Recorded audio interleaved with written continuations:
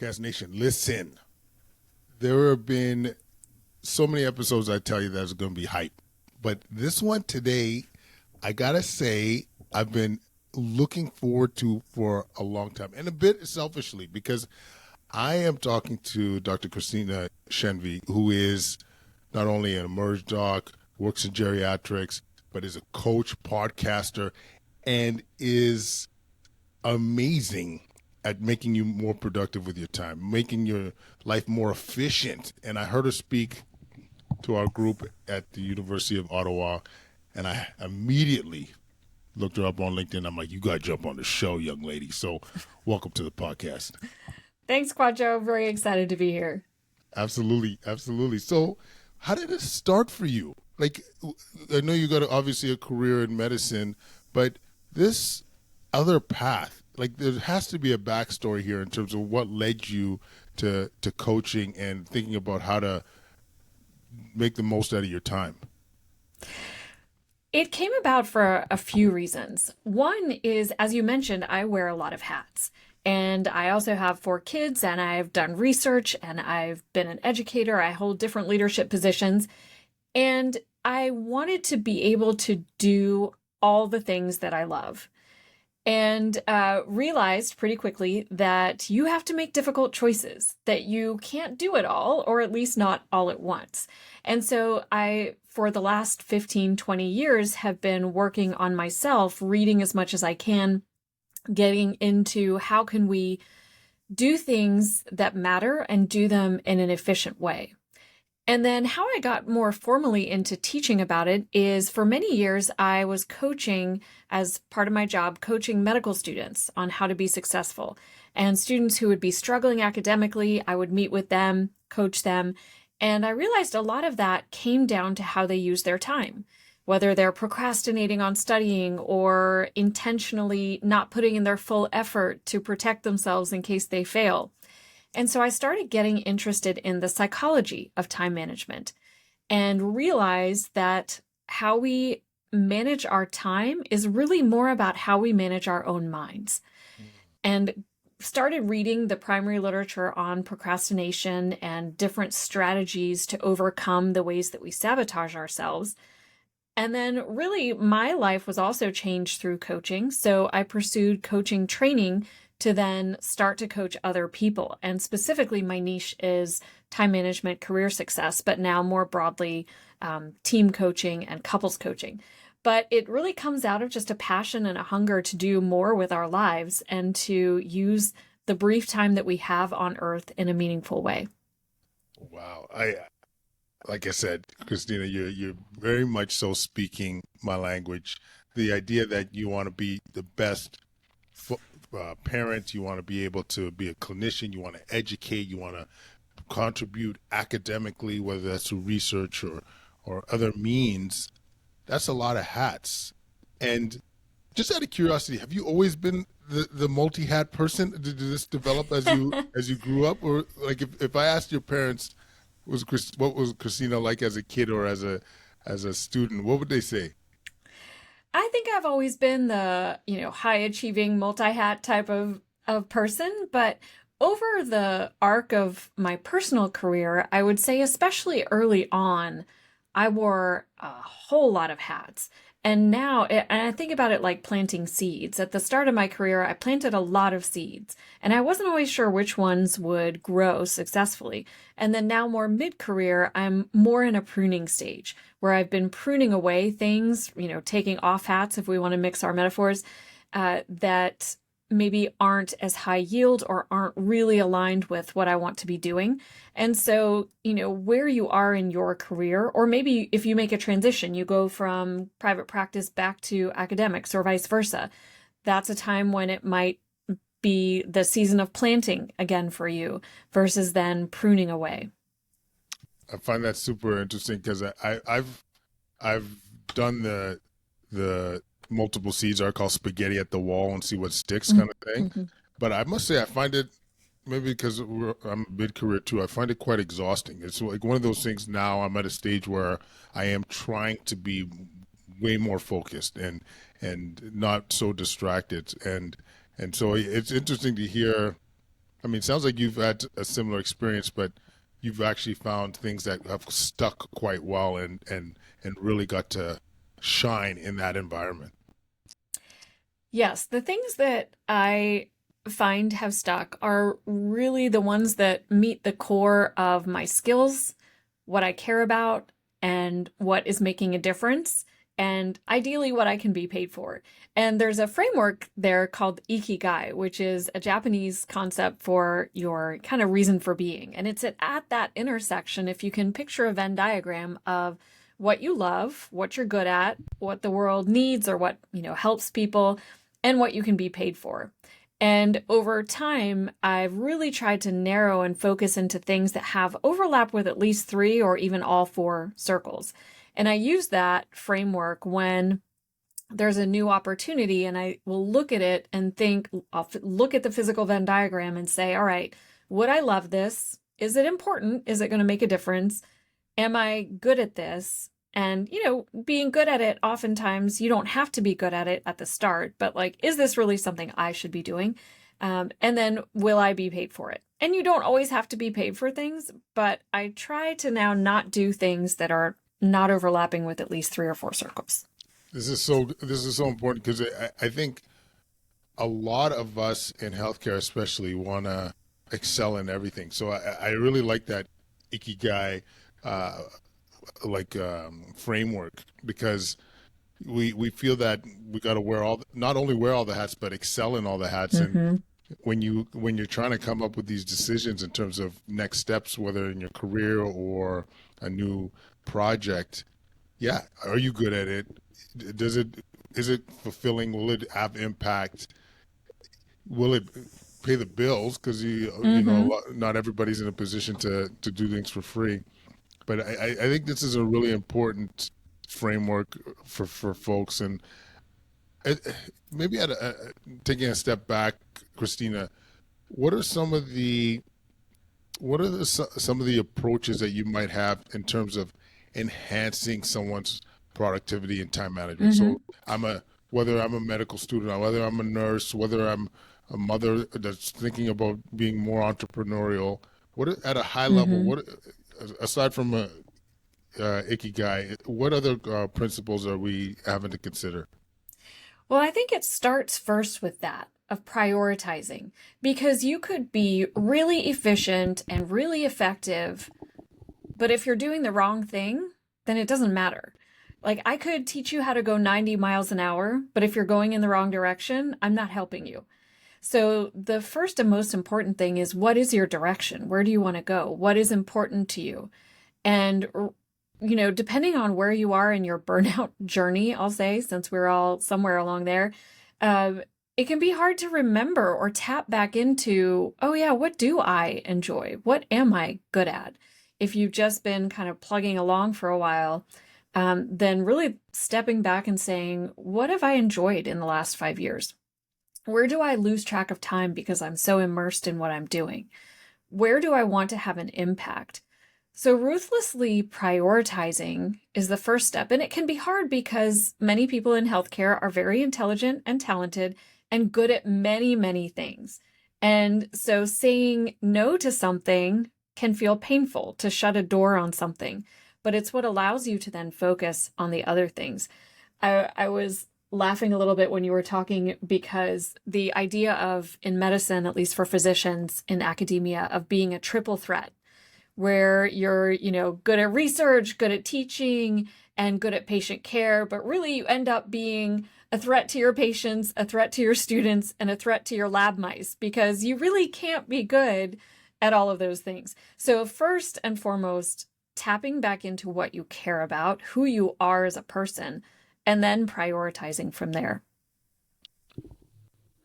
Amen. Amen. And I will back that up and saying the triple threat doesn't really exist. You're compromising some shit. Something's being compromised, folks. I'm sorry, but I really think that process and Christina, I find it takes time. Like it takes some time to reflect and to whether that's journal, whether it's just taking that actual time to sit there and think what brought you joy? What got you in Zen mode? What got you in flow state? What am I good at?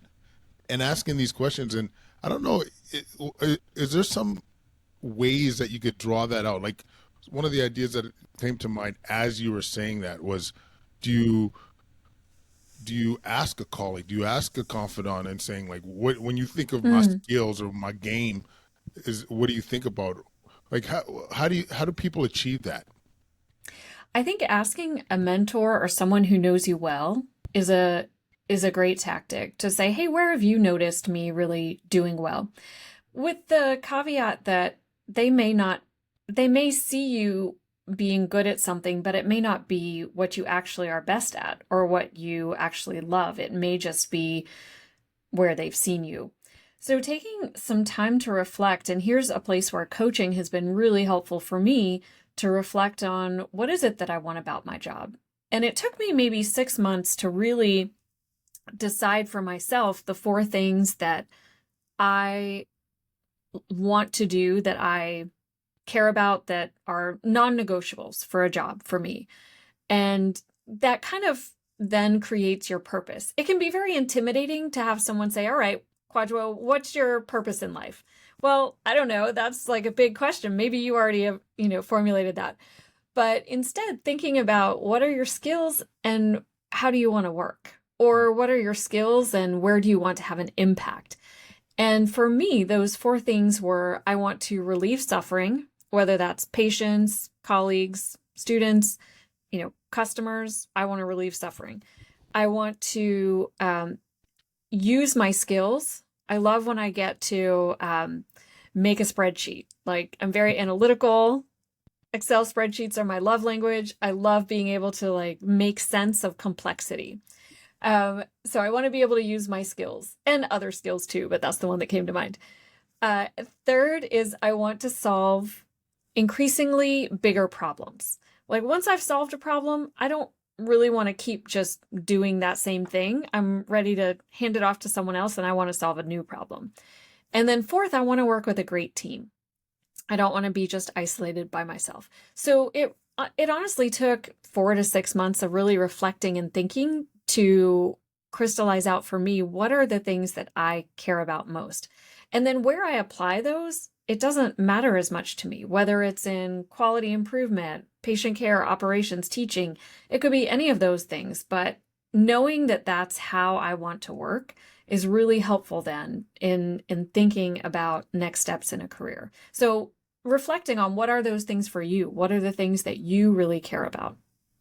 Man, a couple of thoughts, Christina. Number one, this is I actually think this process is a antidote to burnout. Like to go through that process and define your purpose and your why and what pushes you, I think is huge. And we can't do it passively. We got to do it actively. Whether it's with a coach, whether it's with a confidant, I don't know. But in my humble opinion, we got to think.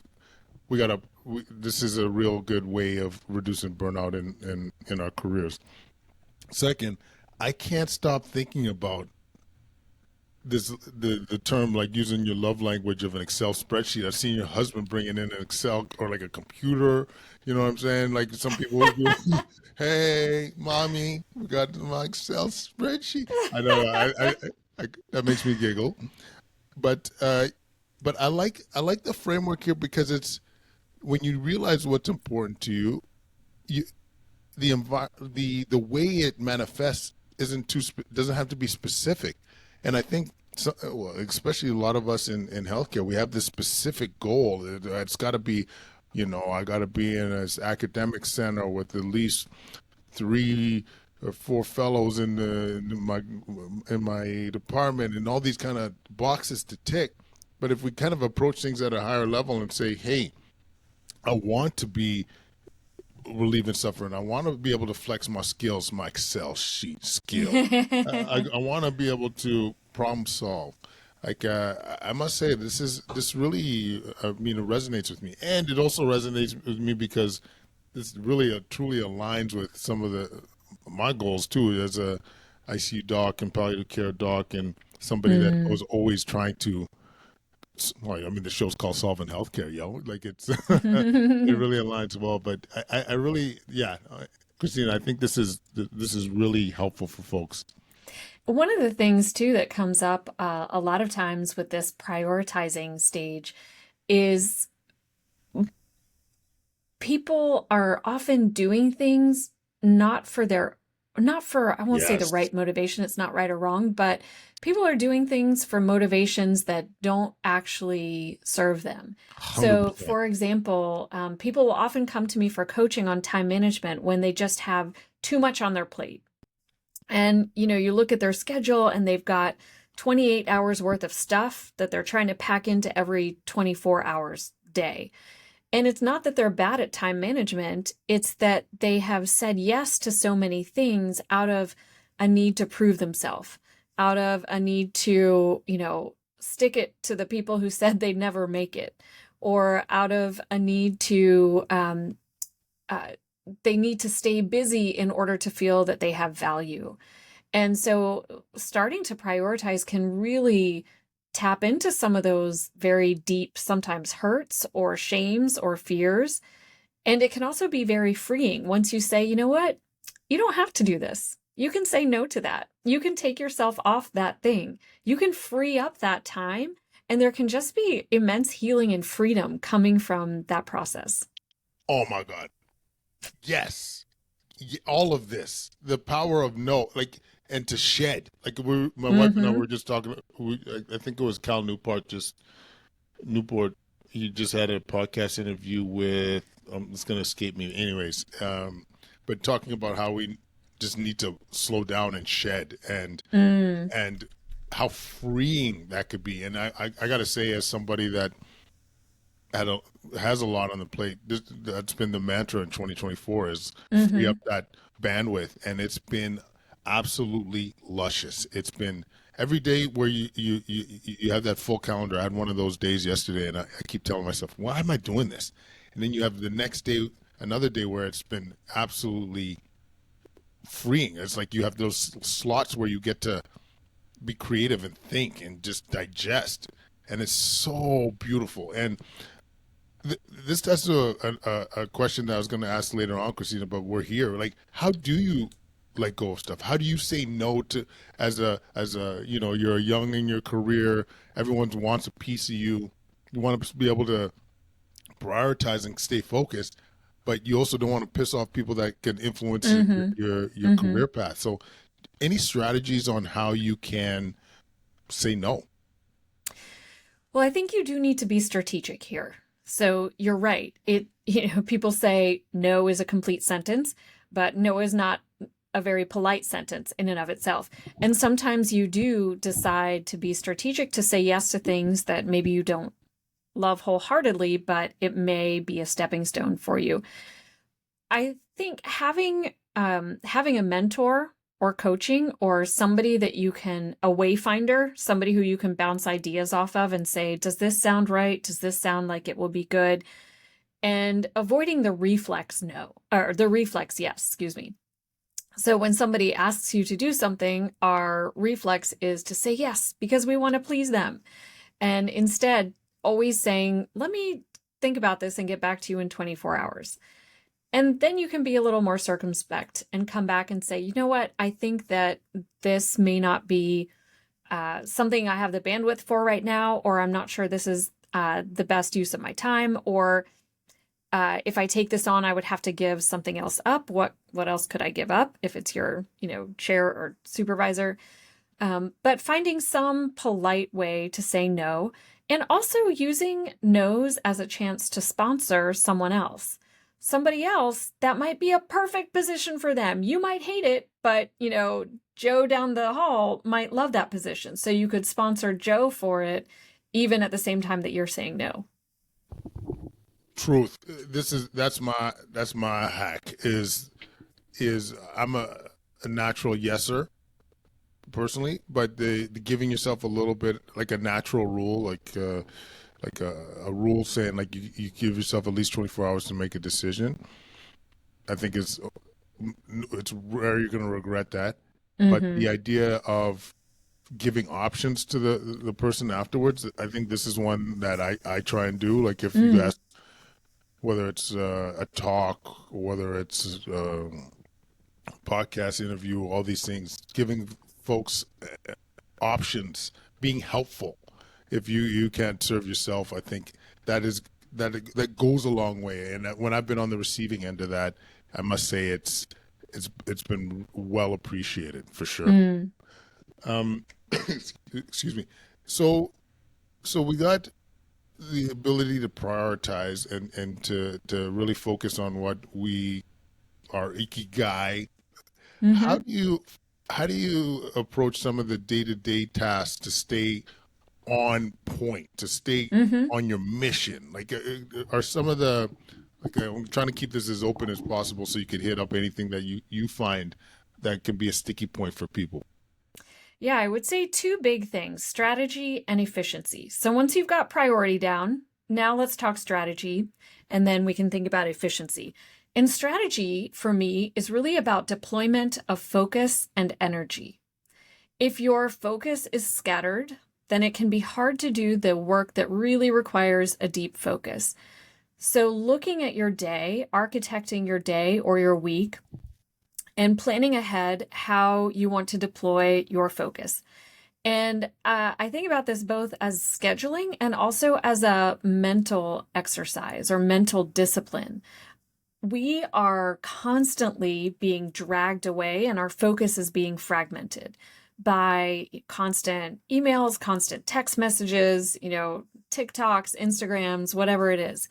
All of those things are vying very competitively for our attention.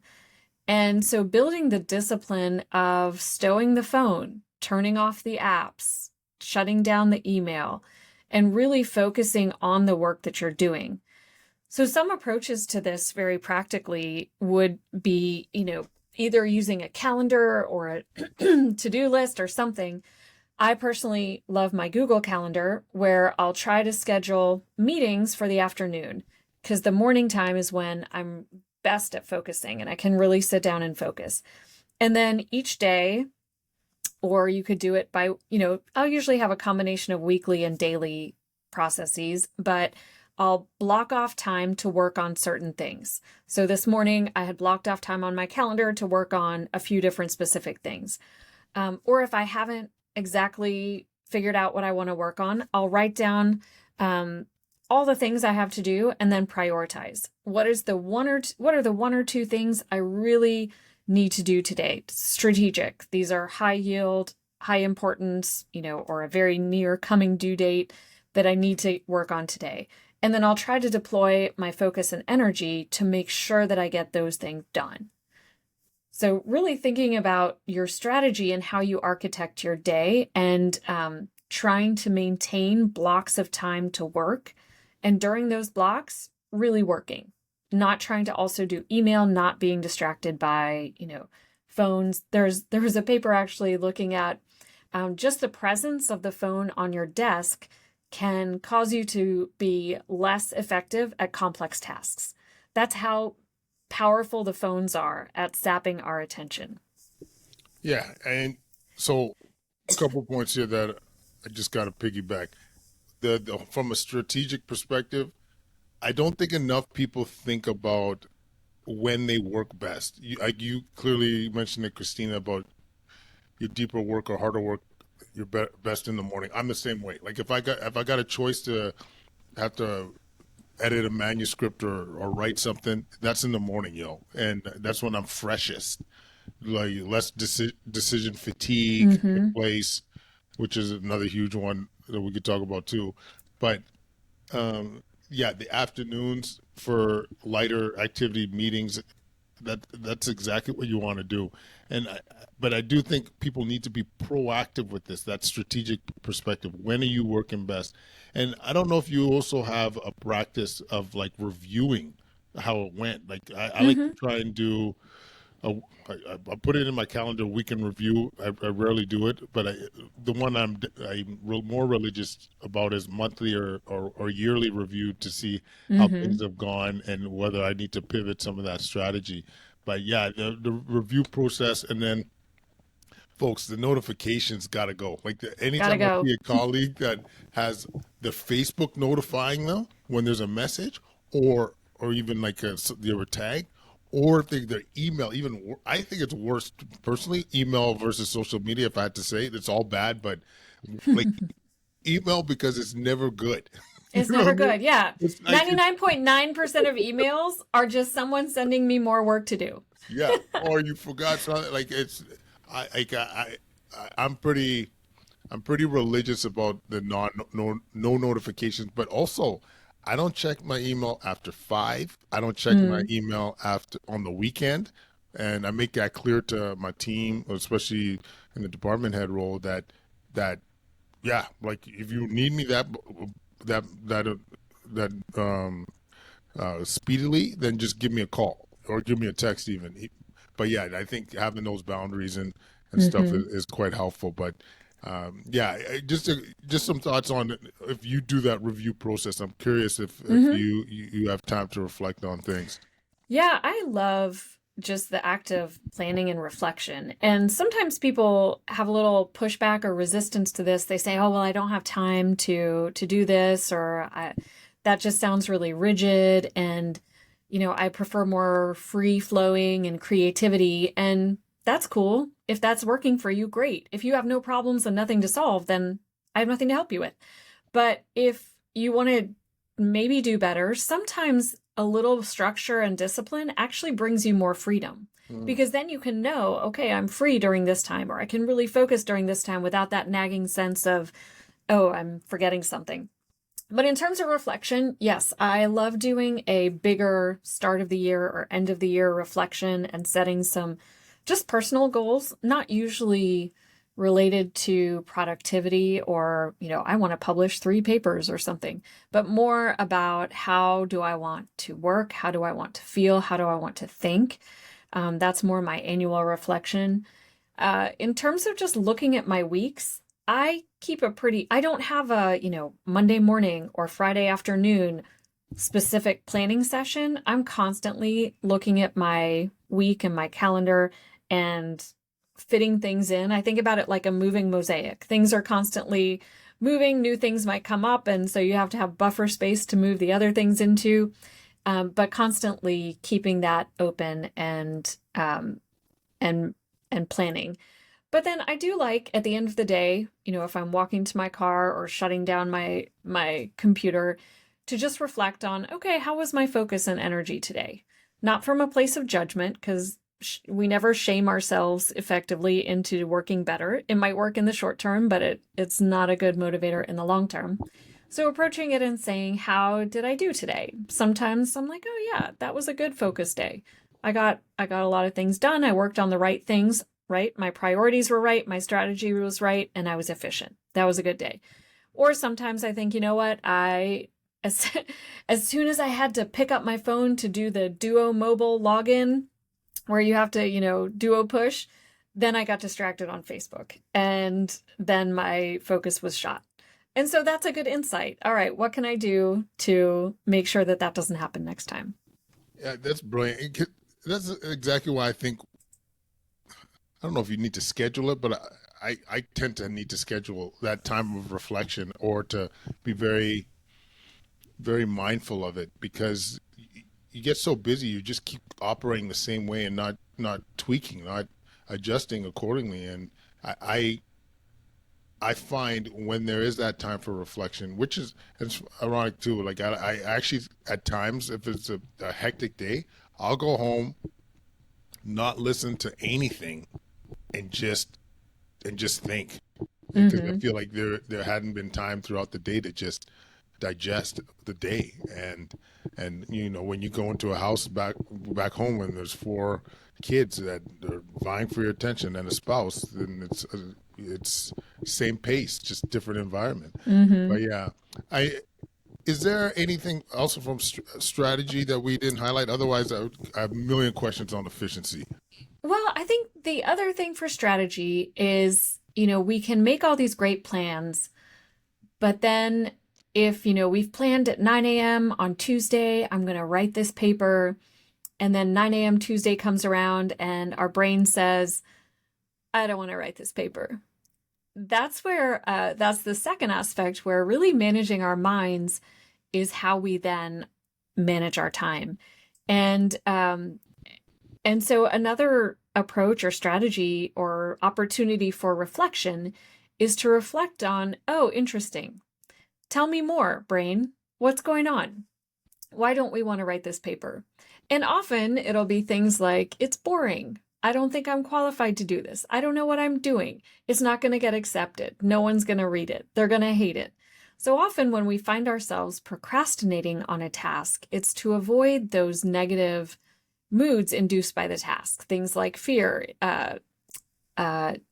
unsurety, or insecurity, or self-doubt, or just boredom. We don't like the work. And so there's lots and lots we could talk about around then how do you get yourself to do things that you don't want to do? And first, go back to your priority. Why are you doing these things in the first place? How are they going to help you? How is this important to you? Tapping back into your purpose. But then second, sometimes finding just awareness of the feelings. So one of my practices when my brain is feeling, frazzled or busy or overwhelmed, then I'll just write down all my thoughts. And often that act of taking the thoughts and putting them on paper can clear your mind. Or another strategy is to ask, what's the immediate next step?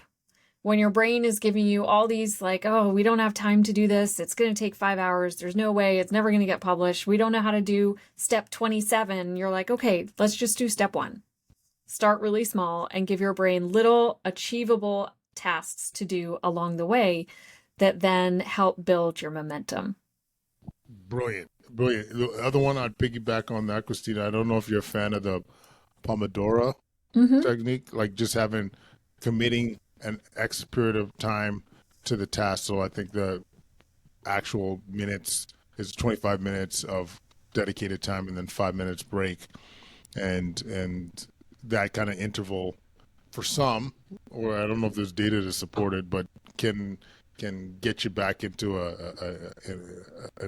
productive state, because there's light at the end of the tunnel per se, and then that 5 minutes you could do what you want. I'll do something physical, purge on Facebook or in social media. You could, whatever it is that potentially could fill your tank up again, and then hit it afterwards. Yes, the Pomodoro method works really well for a lot of people.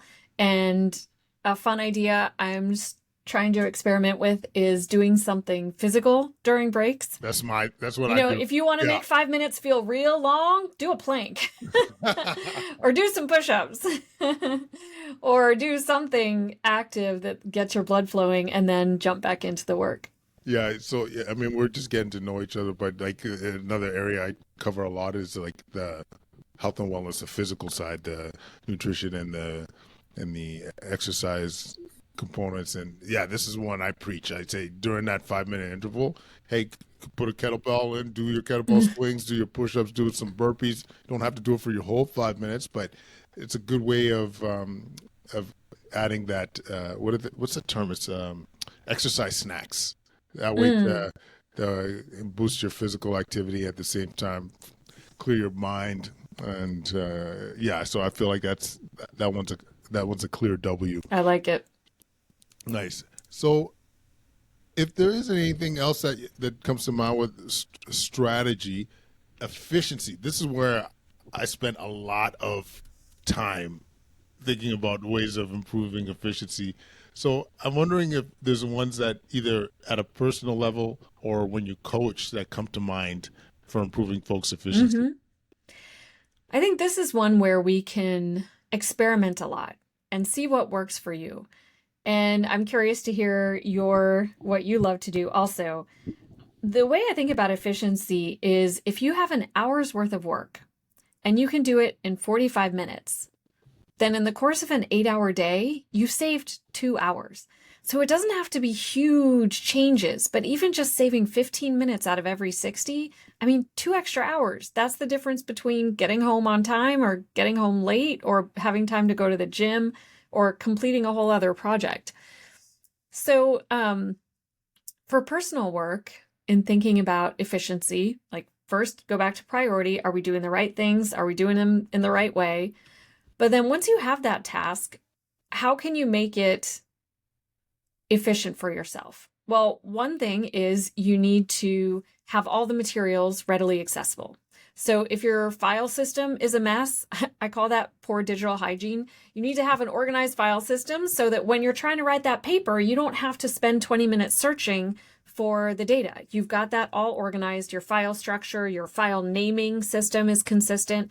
Personally, I name all my files and my email folders by year, dash month, dash day. And that way, if I have a draft with a folder with, 5 drafts, it'll automatically sort by name. That's just a little tidbit, but make your information easily accessible. And then, depending on the task, your reason for inefficiencies may be different. One may be distraction, so getting rid of the phone and the other things. One may be mental barriers. It's boring, and so you're just drudging along slowly. For that one, sometimes a couple mental tricks I'll use are, one, I'll tell myself, this is the hour I do the boring thing. And I'll just say, yep, some tasks in life that I'm choosing to do, no one's making me do this, I'm choosing to do this, and it is going to be boring, and I will not die. I can still feel boredom and do the task. Or if I've got a lot of little tasks, my mental model is I'm going to line them up and knock them out. We're just going to drill through this as quickly as possible to get all these little tasks done. So finding some ways for yourself of understanding what are the barriers, what's slowing me down, and how can I speed that up. But I'd love to hear your thoughts. Oh, so many here. I mean, everything you said, but what I add to is, and you jump in anytime you feel appropriate. I'm a delegatologist. I delegate like a Mm-hmm. fiend. Like my emails, I actually have my admins sort the email. So like really knowing which ones I got to prioritize, as opposed to me myself trying to to categorize my emails. I delegate that one off. I I have virtual assistants. Any booking, like whether it's a Mm-hmm. podcast, whether it's vacation, even. I'm sorry, Kathy. Maybe you didn't know that. Maybe even some of your gifts. I got. I'm gonna get. That's why I call her my first wife. Um, but yeah, like I delegate as much as possible, and research wise, like even when it comes to my research team, I have not submitted a journal in, I want to say 10, an article to a journal in 10 years. That was one of the most important moves in my career, was having that freedom to delegate and to get help and eliminate those barriers, those sticky points, so I could focus on the stuff that I have to do. In Mm-hmm. fact, for those that are listening, I put a numerical value on my time, and when appropriate, if I could if I could delegate that off and it's going to be less than my time, Mm-hmm. see you later. I do not. I mean, you're in North Carolina, so you're probably not shoveling snow. Like I don't shovel my snow. I don't mow my Mm-hmm. grass. All that stuff is delegated off, and it gives me more time to focus on my why, on my mission. The other thing that is important from a efficiency perspective is automate as much as you can. Mm-hmm. Just is whatever you can do where you're not wasting bandwidth, you're not wasting like decision power. I automate it, and you create. The other one is create rules for yourself so that you do have more space. Mm-hmm. I don't eat till noon, right? Mm-hmm. That's just an easy rule for me, and that way I don't have to. When someone is coming to me and saying, "Hey, do you want to have something to eat at 11 or for breakfast?" And like I'm not wasting bandwidth saying, "Oh yeah, okay, I will have breakfast, but what should it be? Higher protein? Should I have these eggs? All these things." Like it's just my rule, so it Mm-hmm. saves bandwidth. Um, Having systems in place, which kind of ties into automation for efficiency, and then 80/20ing everything, always having that 80/20 mindset, the Pareto's principle. Mm-hmm. What are the key measures that are going to give me the biggest output? So I do that. One of the maybe the easiest example to give is like with my exercise. I I will do work out on an ICU week. It'll be a 10 to maybe 15 minutes max workout, but because it's high intensity, I'm getting to my goals, and because you could focus on the exercise, for example, the compound lifts that are going to give you the biggest bang for your buck. So always think about 80/20.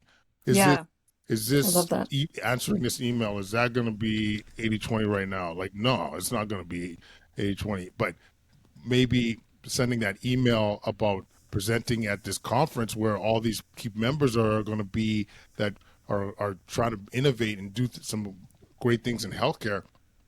Maybe that's the 80/20 of my time right now. So always thinking about impact, the next step that's going to create the biggest impact. To me, that's another one that is huge when it comes Mm. to efficiency.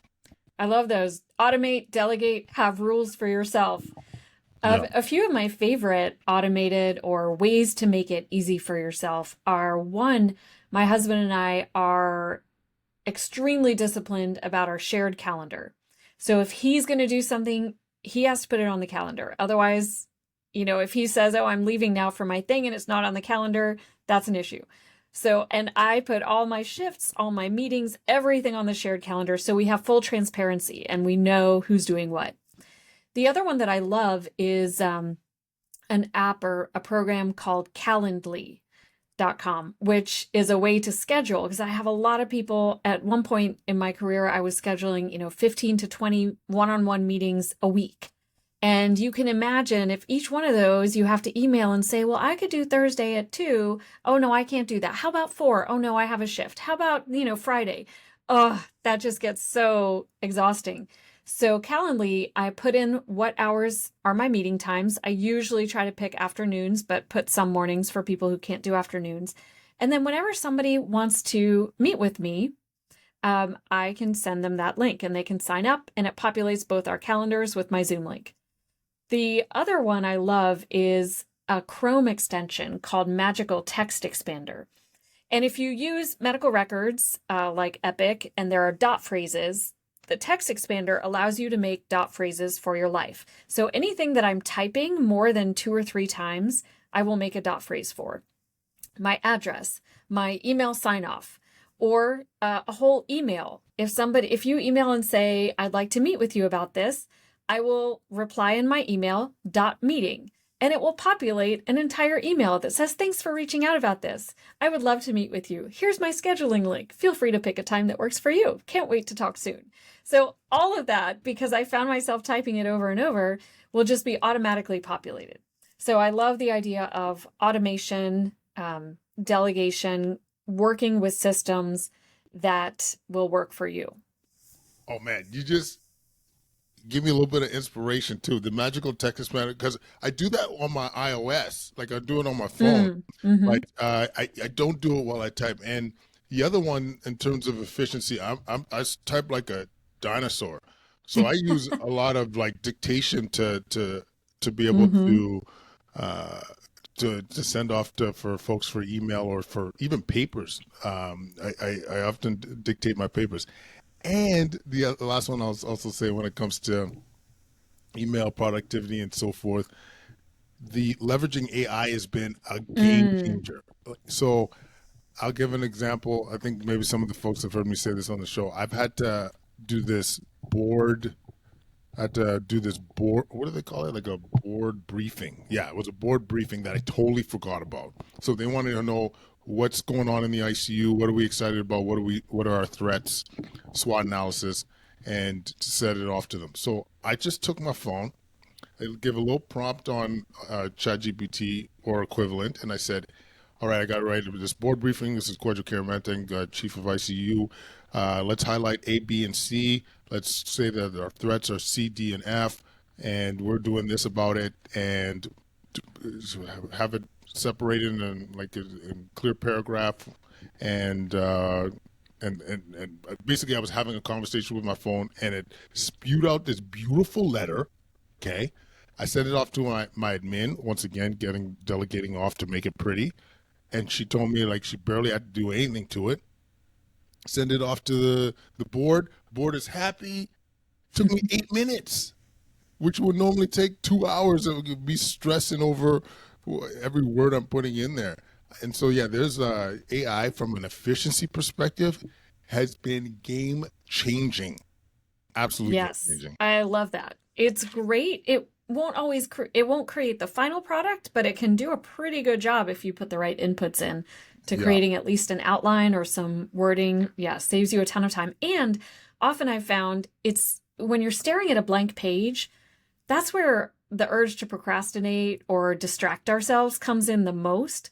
So even if you don't end up using everything that the AI generated for you, it can at least take you from a blank page to some page with text on it. I love using it for things like letters of recommendation, yeah. where you can plug in the CV and say, I know this person in this way, and this is what I'm nominating them for. And then it will give you a letter. And then you can go in and add your personal anecdotes or things that AI probably couldn't write for you.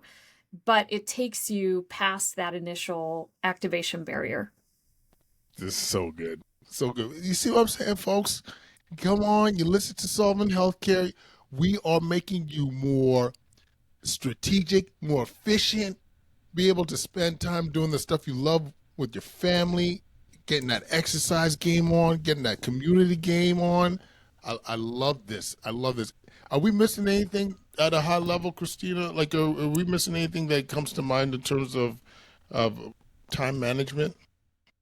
I think we've covered a lot of really big ground, and I would just bring it back to the idea that it's first and foremost about managing ourselves, managing our own minds.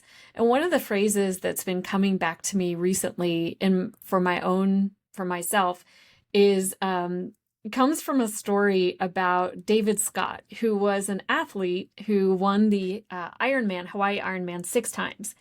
And he had this incredible discipline. And he was eating like a very, very low fat diet, which, pros and cons of different diets notwithstanding. He would eat a really low fat diet to the extent that he would take his cottage cheese and rinse it off and like pat it dry to get rid of any residual fat. And so sometimes in my own mind, when I find myself whining or complaining of, oh, it shouldn't be this hard, or why do I have to exercise again? Why do I have to, I have similar rules for myself about what I eat and what I don't eat. Why can't I just eat pizza and French fries all day? And that phrase comes back to me. No, you need to rinse your cottage cheese. Yes, if you want to be mediocre, do mediocre things. If you want to do great things, it takes a lot of discipline. And so mentally for me, that phrase of this is me rinsing my cottage cheese. Why do I have to power down my phone? Because otherwise I'll be distracted. That's me rinsing my cottage cheese. So coming back to the idea that we need to rethink or re-reflect on our own goals, our own motivation, and who we want to be. And that's what it ultimately comes down to. Man, it is so well put, Christina. Like it really is how we want to show up, and having that reminder, and yeah, rinsing that cottage cheese. And I'm a cottage cheese fan. High source of protein, yo. Highly satiating. Have it before a meal. You only use less. You will eat less junk as a result. Wow. So, Christina, we're gonna jump off here, and in terms of resources you like, in terms of how people get a hold of you so that they could get the ultimate coaching. I want you to put in a couple words also on your new program on couples coaching and your podcast, executive coaching, all the things, Christina. Yes, I would love to talk with any listeners further. My website is timeforyourlife.org, and I have some blog posts there with more ideas, as well as my coaching programs. And I've been coaching for a number of years, but recently expanded to a more longitudinal executive coaching program that's 6 months for individuals who want to take their leadership or career to a new level, or just get a deeper understanding and feel more grounded and focused. And then a very exciting new program is couples coaching, because a lot of your success as an individual depends on your success as a couple. And so coaching not just each person individually, but then also the couple together can be really powerful. I could not agree more. Kathy and I, we might be one of your early adopters here. But thank you so much, Christina. This has been an absolute joy for me. I feel, once again, we're two, I get my metaphors mixed up. Two peas in the same pod, or two frogs in the same ocean. There you go. But thank you so much for joining us, and keep doing all the magical things that you're doing. You're making a huge difference out there. Thanks, Quadro. It's a pleasure.